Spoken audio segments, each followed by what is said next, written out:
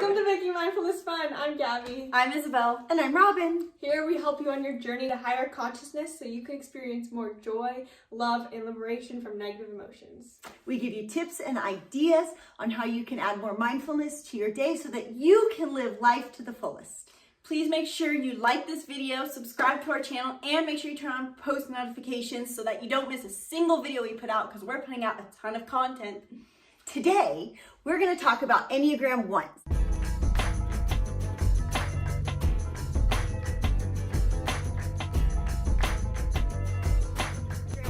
Now, whether you're an Enneagram One or there's one in your life, there's a good chance you're going to come across a Enneagram One sometime. And so we want to give you some tips on, if you're a type 1, how you can be more mindful and truly how you can enjoy your life more if you catch these few things that you have a tendency to do.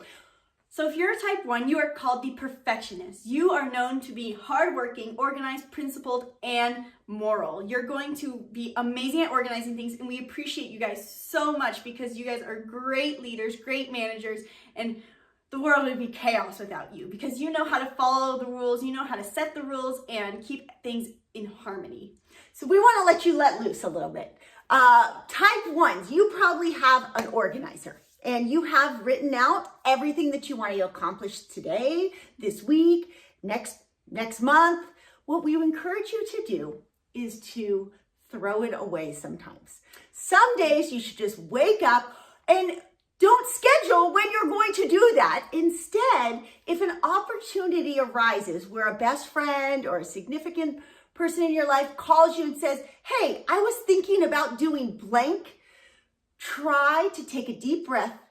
Don't worry what's on your to-do list. It's gonna be there tomorrow. It'll be okay. And try to embrace spontaneity. Yes. The thing with type 1s is they feel this moral obligation that they're the only ones that are going to uphold justice in the world, that they're the only ones out there that are going to be responsible. And so, of course, when they live in that paradigm, you're probably in a constant state of small stress, right? Like to feel that weight of responsibility that I'm the only one that can do this probably is a burden. So growth and moving into a place of mindfulness, right? And mindfulness is where you're not in a place of stress, where you're just being and you're present and peaceful and happy in the moment, requires stepping into joy so that they can escape that responsibility.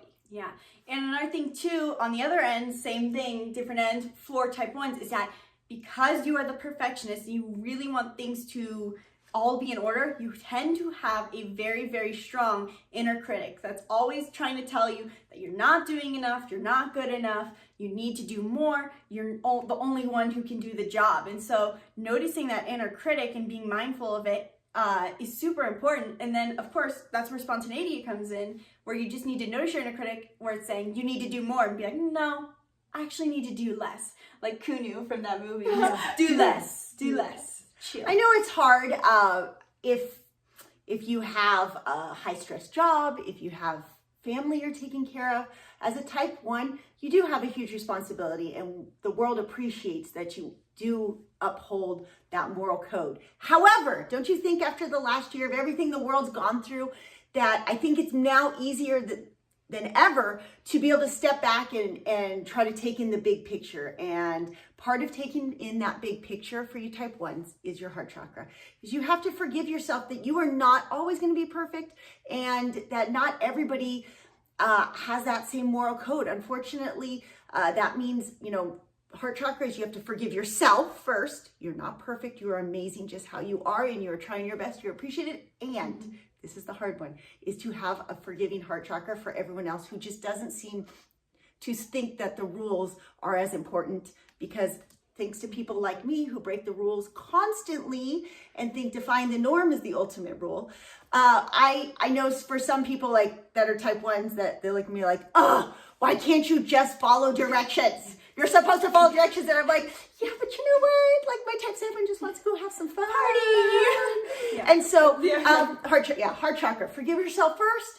You are doing an amazing job, but forgive others. They see the world in a different way. I think that also an easier and maybe more tangible daily practice you could do is trying to tap into your creativity, because creativity by nature is spontaneous. So maybe you don't have to do something big and bold and let's go be spontaneous. You can just, in some ways, maybe enables your type 1, so you have to be sure to be aware of that. Like, I can't just do scheduled creative practice, which is still okay, but try to be, when you go and do your creative process, you just Release the inner critic. the inner critic and just do. Creativity is a divine spiritual process, right? Like, there's not an explanation for what creativity really is. It just comes, right? I mean, it's really amazing what some people can create. So you just have to let that process happen, and that is a spontaneous process in and of itself.